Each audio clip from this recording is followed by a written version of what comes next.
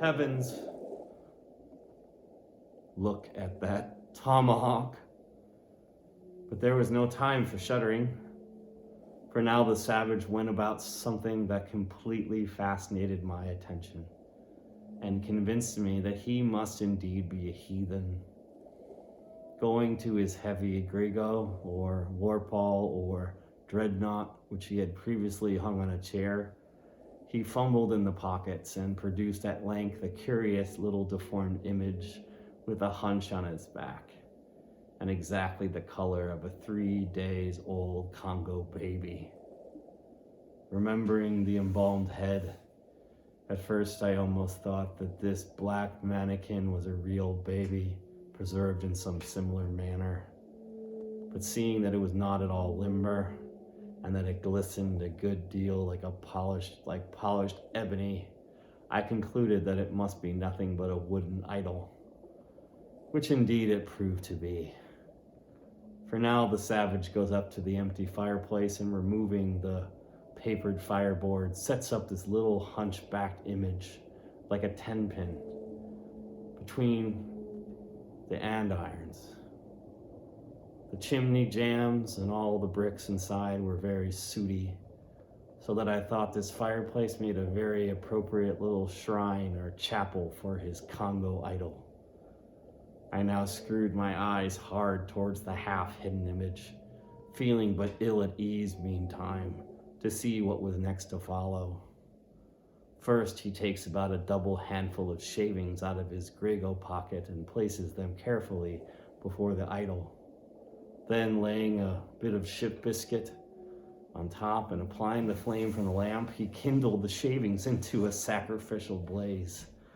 Presently, after many hasty snatches into the fire and still hastier withdrawals of his fingers, whereby he seemed to be scorching them badly, he at last succeeded in drawing out the biscuit. Then, blowing off the heat and ashes a little, he made a polite offer of it to the little Negro. But the little devil did not seem to fancy such dry sort of fare at all. He never moved his lips. All these strange antics were accompanied by still stranger, guttural noises from the devotee, who seemed to be praying in a sing-song or else singing some pagan psalmody or other, during which his face twitched about in the most unnatural manner. At last, extinguishing the fire, he took the idol up very unceremoniously and bagged it again in his grego pocket as carelessly as if he were a sportsman bagging a dead woodcock.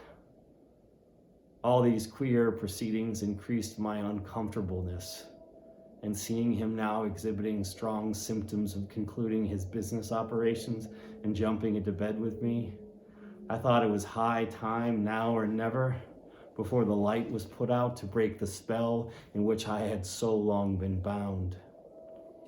But the interval I spent in deliberating what to say was a fatal one. Taking up his tomahawk from the table, he examined the head of it for an instant, and then, holding it to the light with his mouth at the handle, he puffed out great clouds of tobacco smoke. The next moment the light was extinguished, and this wild cannibal, tomahawk between his teeth, sprang into bed with me.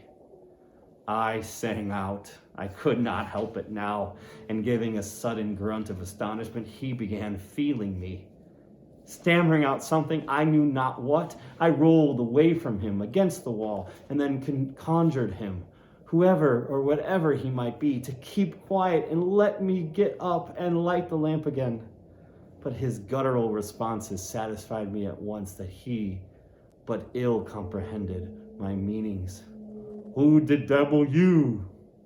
he at last said. "You no speaky damn me, I kill ye."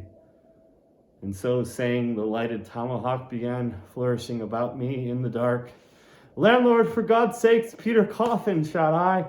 "Landlord, watch, Coffin, angels, save me." "Speaky, tell ye me who ye be, or damn me, I kill ye," again growled the cannibal, while his horrid flourishings of the tomahawk scattered the hot tobacco ashes about me until I thought my linen would get on fire. But thank heaven at that moment, the landlord came into the room, light in hand, and leaping from the bed, I ran up to him. "Don't be afraid now," said he, grinning again. "Queequeg here wouldn't harm a hair of your head." "Stop your grinning," shouted I. "And why didn't you tell me that the infernal harpooner was a cannibal?" "Oh, I thought you knew it. Didn't I tell ye? He was peddling heads around town. Return flukes again and go to sleep. Queequeg, look here. You savvy me, I savvy you. You savvy me, I savvy you. You this man, You this man, sleepy you. You savvy." "Me savvy plenty," grunted Queequeg, puffing away at his pipe and sitting up in bed. "You giddy in," he added, motioning to me with his tomahawk and throwing the clothes to one side. He really did this in not only a civil, but a really kind and charitable way. I stood looking at him a moment. For all his tattooings, he was on the whole a clean, comely-looking cannibal. "What's all this fuss I've been making about?" thought I to myself. "The man's a human being just as much as I am. He has just as much reason to fear me as I have to be afraid of him. Better to sleep with a sober cannibal than a drunken Christian." "Landlord," said I, "tell him to stash his tomahawk there, or pipe, or whatever you call it. Tell him to stop smoking, in short, and I will turn in with him. But I don't fancy having a man smoking in bed with me. It's dangerous. Besides, I ain't insured." This being told to Queequeg, he at once complied, and again politely motioned me to get into bed, rolling over to one side as much to say, "I won't touch a leg of ye." "Good night, landlord," said I. "You may go." I turned in and never slept better in my life.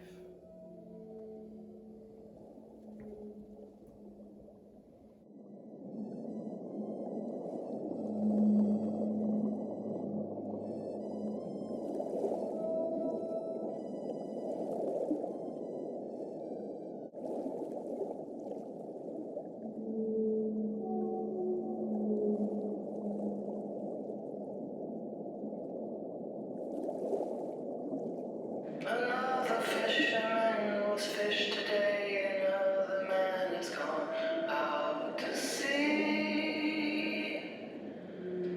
Another fisherman was lost today, life is moving on in Wendy. Another fisherman was fished today, another man has gone out